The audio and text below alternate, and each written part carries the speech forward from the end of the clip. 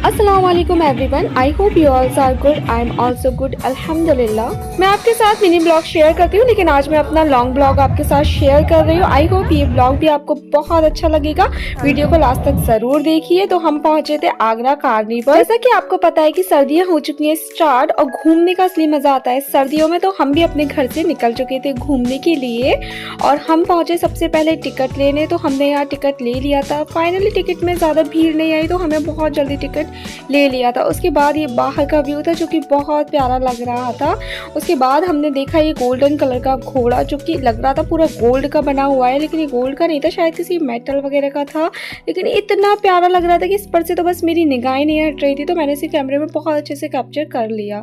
उसके बाद हमने यहाँ टिकट दी, क्योंकि यहाँ टिकट दिखाना बहुत कंपलसरी होता है, ताकि ऐसा तो नहीं कि कोई बिना टिकट के घुस आया हो। ये अंदर का एंट्रेंस था जो कि बहुत प्यारा लग रहा था। फिर से मैंने इस घोड़े को कैप्चर किया, क्योंकि मुझे डाउट था ऐसा तो नहीं गोल्ड का हो, लेकिन ये गोल्ड का नहीं था, ये मेटल का ही था। और ये ऊपर से पूरा व्यू दिख रहा था जो बहुत प्यारा लग रहा था, बहुत ऑसम लग रहा था। जैसे ही हम लोग एंटर हुए तो यहाँ 10 रुपये में हर माल में बहुत अच्छा सामान मिल रहा था, लेकिन उसे इग्नोर करते हुए मेरी निगाह पड़ी इस गोरिल्ला पर।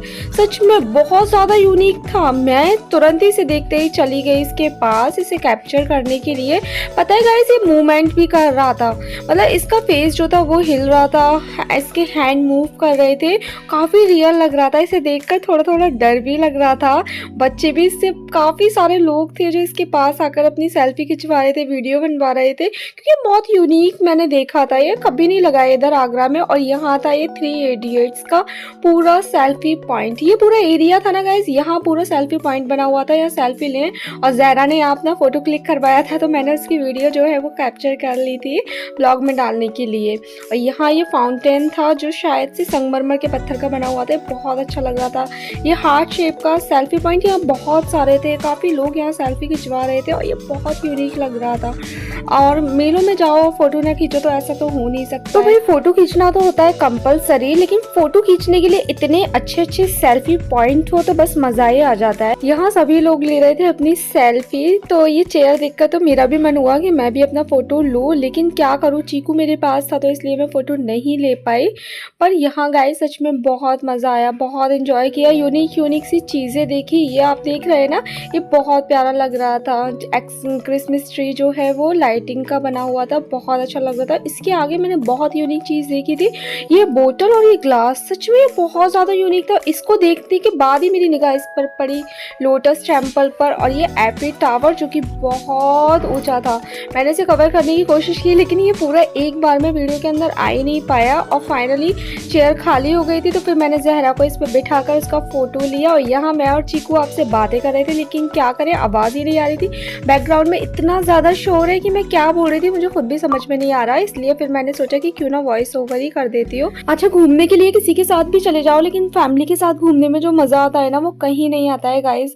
फैमिली के साथ घूमने में काफ़ी सेफ फील होता है, और आप बहुत अच्छे से इंजॉय कर सकते हैं। जब हम लोग घर से निकले थे तो चीकू जाग रहा था, बिल्कुल भी इसका सोने का मूड नहीं था। लेकिन वही बच्चे तो बच्चे हैं, बच्चों का तो बस काम है, जहाँ सोना है उन्हें वहाँ जागते हैं, और जहाँ जागना है उन्हें वहाँ सोते हैं। जैसे ही हम लोग मेले में आए तो ये महाराज सो गए।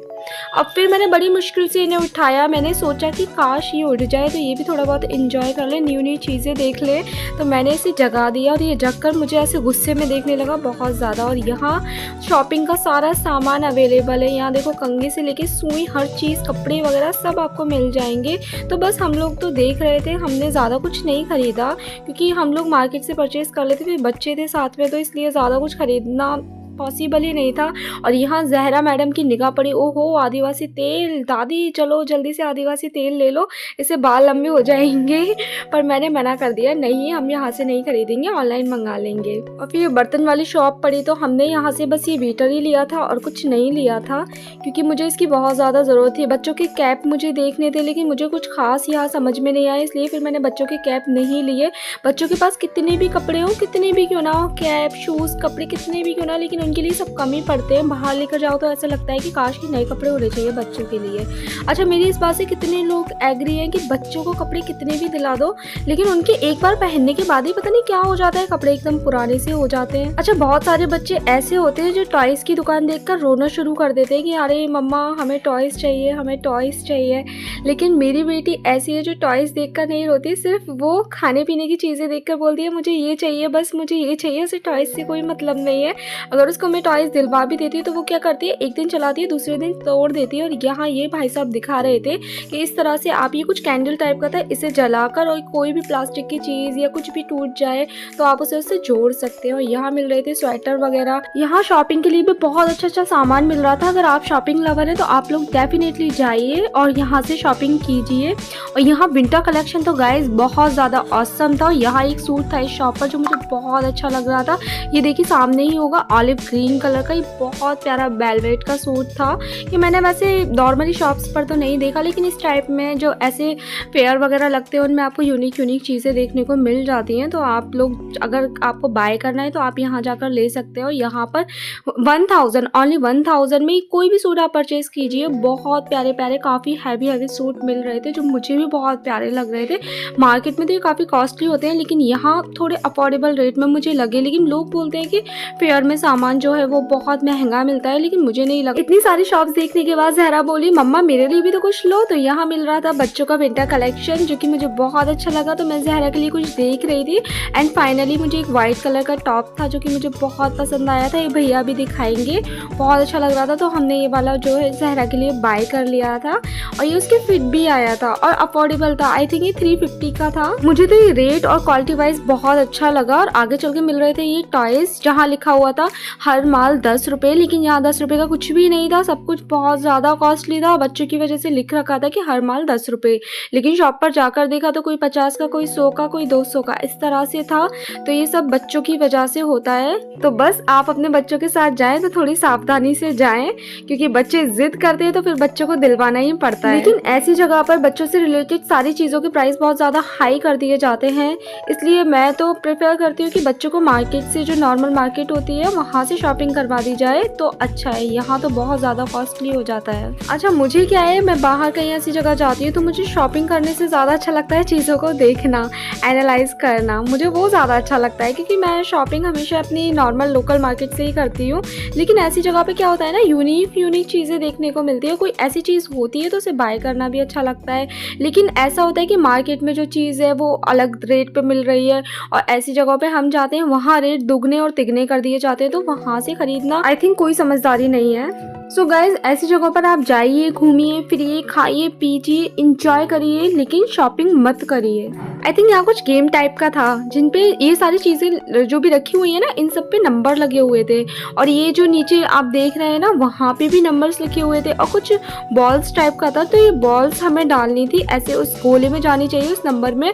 तो जिस नंबर पे आपकी बॉल्स जाएगी वो आपको चीज़ मिल जाएगी। और यहाँ देखिए एलईडी भी थी, एलईडी का 6 नंबर था। तो जी फाइनली अब दिखा था कुछ खाने पीने का सामान। तो बस फिर हमने लिया है चना जोर गरम, हम सब ने किया है इसे इंजॉय। और फिर हम थोड़ा आगे चले तो यहाँ कुछ गेम्स वगैरह का था, कुछ रिंग वगैरह थी वो डालनी थी और उसमें आपको कुछ भी गिफ्ट वगैरह मिलता। और यहाँ ये टियारा जो था, ये मैंने फर्स्ट टाइम देखा था, इसमें लाइट चल रही थी और ये बहुत प्यारा, बहुत क्यूट लग रहा था।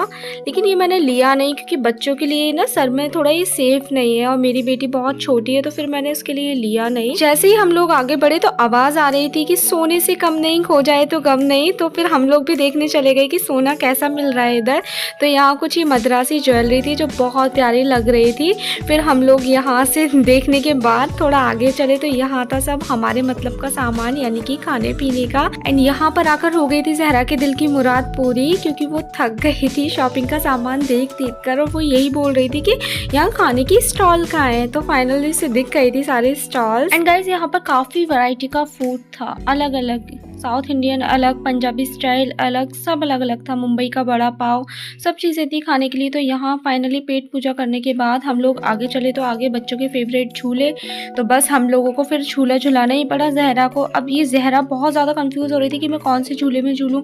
झूले बहुत सारे थे, अब इसे समझ नहीं आ रहा था। फाइनली फिर हमने चेरी को बिठा दिया। हमने कहा तुम झूलो या मत झूलो, हम चेरी को बिठा देते हैं झूले के अंदर। चेरी की पप्पो ने बिठा दिया था उसे इस झूले में, और ये देख रही थी कि ये हो क्या रहा है मेरे साथ। एंड इस मोमेंट पे चेरी बहुत क्यूट लग रही थी। और पता है चेरी ने ना हमें बिल्कुल भी परेशान नहीं किया था पूरे कार्निवल में, बहुत अच्छे से एंजॉय करने दिया था। बस चीकू ही थोड़ी चिड़चिड़ कर रहा था, पर चेरी ने बिल्कुल भी परेशान नहीं किया। एंड गाइस, बिना दिल्ली जाए हमने देख ली थी कुतुब मीनार, जो कि बिल्कुल भी रियल नहीं लग रही थी। और फाइनली ज़हरा का डिसाइड हो चुका था कि उसे कौन से झूले में झूलना है, तो फाइनली वो इस ट्रेन में बैठ गई थी और वो बहुत ज़्यादा खुश थी इस ट्रेन में बैठकर। और यहाँ चीकू महाराज अपनी दादी की गोद में बैठकर देख रहे थे सभी नज़ारे और कर रहे थे एंजॉय। एंड जैसे ही हम लोग आगे की तरफ बढ़े तो यहाँ थोड़ा रश हो रहा था, तो हमने भी देखा क्या हो रहा है। तो यहाँ हो रहा था डांस कंपटीशन। यहाँ छोटी छोटी बच्चियाँ थी जिनके बीच में डांस कंपटीशन हो रहा था, और उन लोगों ने बहुत अच्छा डांस किया था। हमने देखा था 2-3 लड़कियों का डांस देखा था, तीनों ने बहुत अच्छा डांस किया था। और ये हमने शायद फर्स्ट टाइम देखा है इस तरह का लाइव कॉन्टेस्ट। ये बहुत अच्छा लगा हमें देखकर। अच्छा, थोड़ा बाहर जाओ तो पता चलता है कि छोटे छोटे बच्चों में भी कितना ज़्यादा टैलेंट है।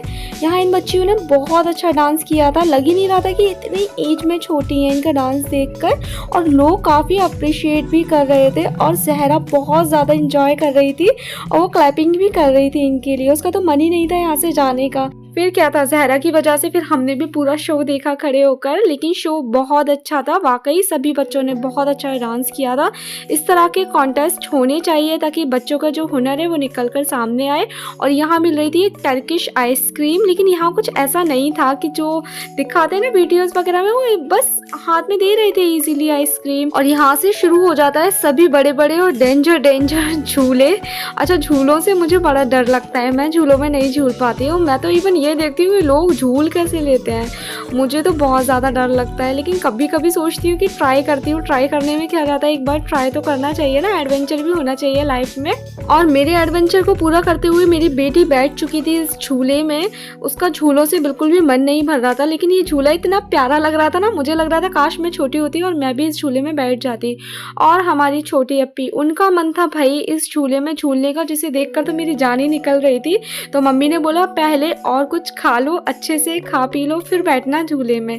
तो फाइनली हमने यहाँ पर खा पी कर उन्हें विदा किया इस झूले में बैठने के लिए, जिसे देखकर तो मुझे डर लग रहा था। वो पहले मुझसे बोल रही थी कि तुम चलो भाभी तुम चलो, लेकिन मैं नहीं गई क्योंकि मुझे लग रहा था बहुत डर।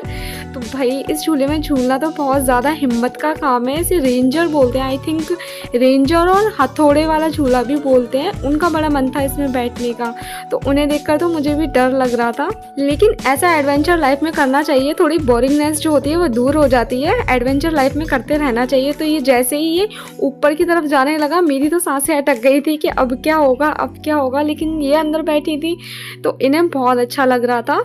छोटी अप्पी की पीछे वाली सीट पर 2 लड़कियां बैठी थी जो कि टीन एज की थी, उनकी एज बहुत कम थी। तो वो इस झूले में बैठने जा रही थी। तो मैंने उनसे पूछा अरे वाह तुम में तो बहुत हिम्मत है भाई, तुम इस झूले में बैठ रहे हो। तो वो बोले नहीं ऐसा कुछ नहीं है, हम तो फर्स्ट टाइम बैठ रहे हैं। उनकी बात सुन के मुझे लगा कि मैं भी बैठ जाऊँ, लेकिन जब इनकी आवाज़ें आने लगी ना चीखने की, तो मैंने सोचा अच्छा हुआ मैं नहीं बैठी, मैं बैठती तो न जाने क्या होता। एंड गाइस लिटरली जब ये झूला पूरा ऊपर जा रहा था ना, तब मेरी और मम्मी की सांसें तो रुक रही थी, साथ में ज़हरा भी डर रही थी कि पता नहीं क्या होगा फुट्टो का। एंड बस हम ये सोच रही थी कि झूला जल्दी से रुक जाए, और फाइनली झूला रुक गया था। अच्छा, पीछे जो टीनेज वाली लड़कियां थी ना, वो तो इस तरह से निकली झूले के अंदर से जैसे कैदी कैद के अंदर से निकलता है ना, इस तरह से निकली थी झूले में से।